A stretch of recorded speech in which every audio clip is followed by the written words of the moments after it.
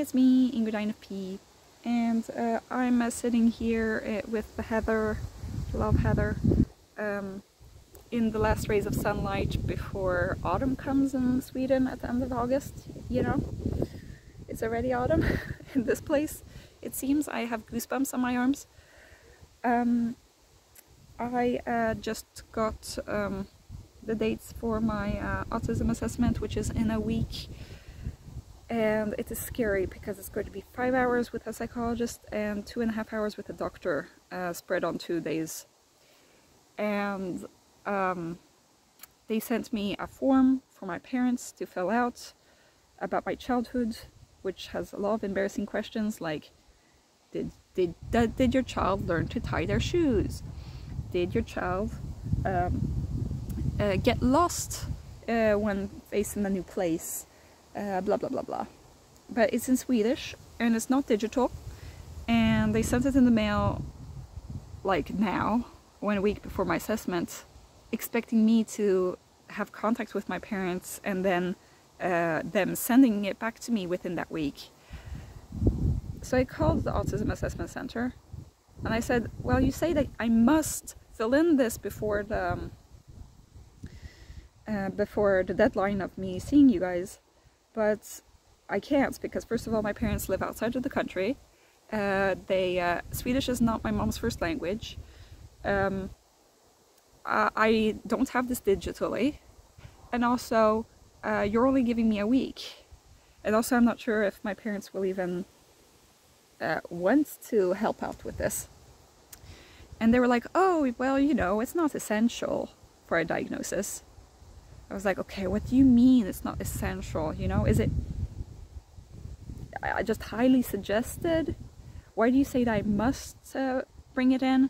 Why, you know, also this form does not talk about me as an adult. It only talks about me as a child, you know, and they say, oh, what do you think your child's strengths are? What do you think? And it's talking about you as a child and not as an adult child, you know? So it's not great, but so they're not going to be filling in that, but they do have to respond to a call from my psychologist there.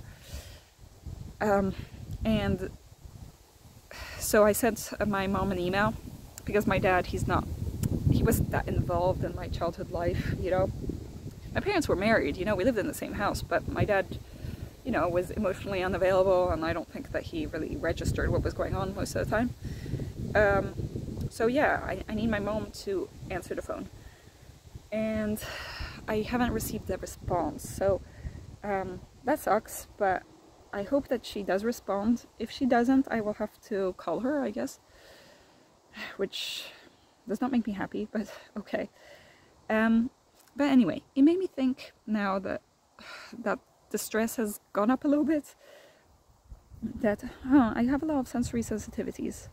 I did look up the psychologist and the doctor, and the psychologist seems to be specialized in relationship problems and in postpartum depression and like women's health psychology. And I don't have those problems, thank God, because I am not planning on being in a relationship or being pregnant or having children. And that seems to be the things that she's specialized in. I mean, maybe she has also specialized in ADHD and autism, but it does seem a little bit weird. Her name wasn't on the website either, so I'm a little bit skeptical of this whole thing. But I guess that she's, I mean, she might just be a whole other person, a whole other psychologist with the exact first and last name. But, oh, there's a butterfly over there. That's why I'm a bit distracted. Anyway, so I hope that my parents answer. Anyway, but it did make me think of vondelpete's last video about not wanting to have kids. And sure, there's the whole thing of not being able to take care of houseplants or cats or anything at home. Just taking care of my own self is like taking care of a cat, pretty much, because I am like a cat in the way that I am picky about food, and I'm, you know, difficult to, you know, I always make a mess, and there are a lot of things that make me being in the house on my own kind of like me being like a cat in my own house or something. So yeah, I'm not planning on getting a kid because I can't. I mean, as much as I would love the kid and I would accommodate myself and try to do things for them, I wouldn't be happy about it, you know? I wouldn't be happy of having to wake up early in the morning and having to do all these things for them and dealing with pretty disgusting bodily fluids and such on a daily basis. And having to deal with the screams and having to deal with diapers and having to deal with, you know, all of that stuff. I just want to do my own thing on my own and have fun on my own. But yeah, it is difficult because now I'm soon going to be 30. I'm 28 right now. And at this point, it seems like a point in the timeline where all of my female friends are getting married. And, you know, in a few years, they will be starting to have children. And I am starting to feel that isolation. I'm starting to feel the pressure from people as well, asking me about like whether I want to have kids and being disappointed in the answer.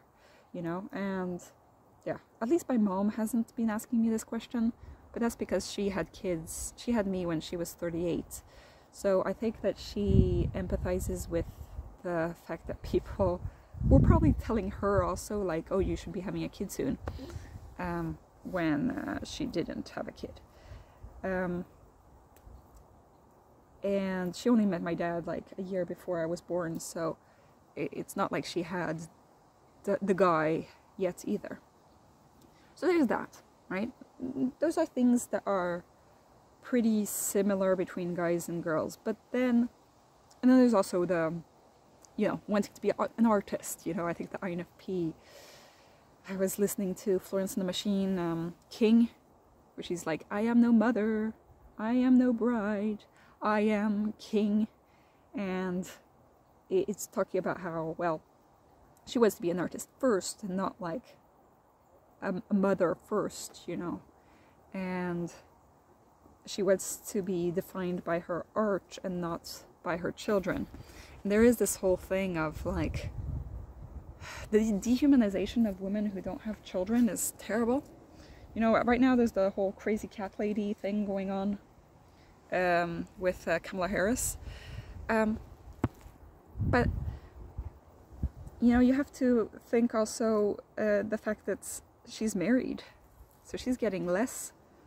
You know, if she wasn't married, then the fury would be even worse, you know.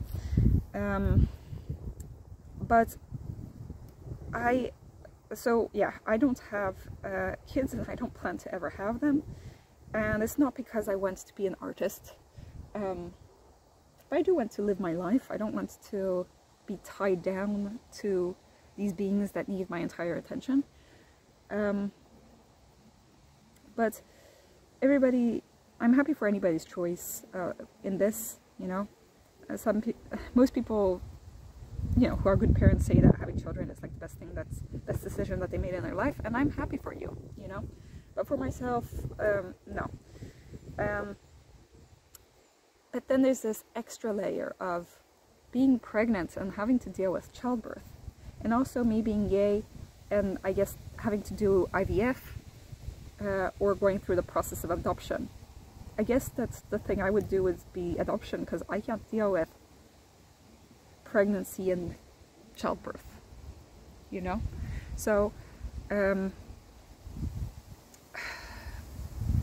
know, when people are pregnant, it's like they're expected to just keep on going with their lives, and then maybe somebody will pick something up from the floor for you because they feel sorry for you, but like in general, you just have to deal with your body changing and doing all this weird stuff, and you know, all these pains and all that. I don't want to deal with that. Then there's also the childbirth, which congrats to anybody who's managed that, and that's impressive, you know. But I don't think that I need to feel complete. Like, I don't need that to be a complete human, you know, with all of the experiences that I've been through. I mean, sure, it would be cool to know what it feels like, but I'd rather skip on that, you know. And then there's all of the sensory sensitivities and having to go through pelvic examinations and having to go through all sorts of doctor's visits. You know, these are things that, you know, men don't consider. They don't have to consider this when they're having a kid. Unless they're adopting, obviously. But I don't want to be sick. I mean, I know that most people don't have a choice about being sick, but I am a pretty healthy person, and thank God for that, because I cannot deal. I'm like the world's worst patient, and I am a doctor myself, which makes me to an even worse patient. I am super hypocritical in that I tell my patients all the time, oh, just use a nose spray. Oh, here are a ton of pills. Here, we're going to have to do a pelvic examination. Blah, blah, blah, you know? And me, myself, I can't deal with any of these things. I have a trouble swallowing pills. When I was 18, I went through a surgery for my jaw, and they gave me like all these pills in a little cup and just like this much water to drink them with. And I was gagging. Like I could not swallow these pills. In the end, they had to give me a little bit more water, but they couldn't give me too much water or it would give me nausea. Like it would make a risk for me having nausea during an operation higher. So yeah, that was a thing, and I was 18. So I was having trouble swallowing pills then. I have trouble with nose sprays, which I learned, you know, I was sick now and I had the nose was clogged up and my ears were clogged up. I did not buy a nose spray because I knew I wouldn't want to use it, you know. Maybe there will come a day where I'll need to use a nose spray, but I didn't want to do that this time.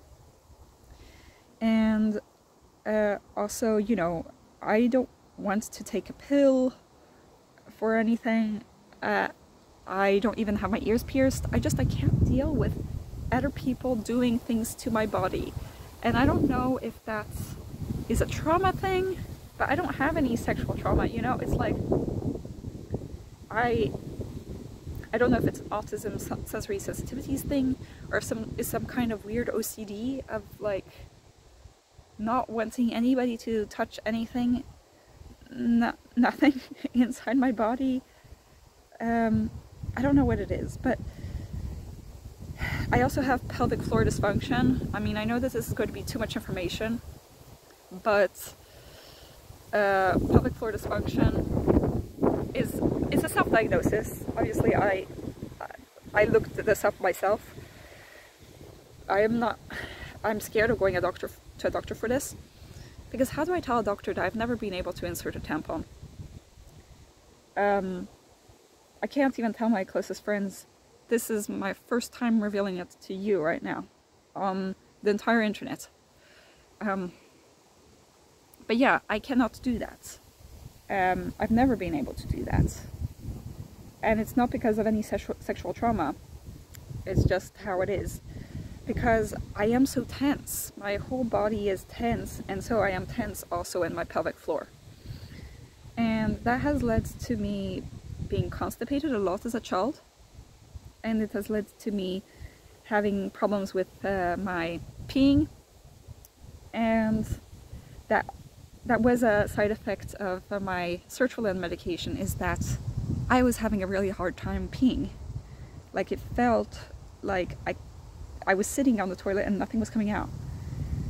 And all of this has to do with the same muscle rings and the same nerve endings and all that. And you'd think from the state of my pelvic floor that I have been violently assaulted as a child, but that's not the case. I am just tense down there, you know, instead of being tense in like my neck and my shoulders, which I also am, but not, you know, it's not to a bad degree. I am tense down there instead. And yeah, so I haven't been to a pelvic floor exam because I just, you know I can't fit anything in there. And I've tried, you know, and they've sent me these like screening tests to do at home on my own, but they want you to like go 5 centimeters in.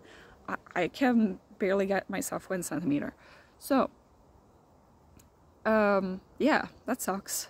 But it's kind of been, you know, not a real problem.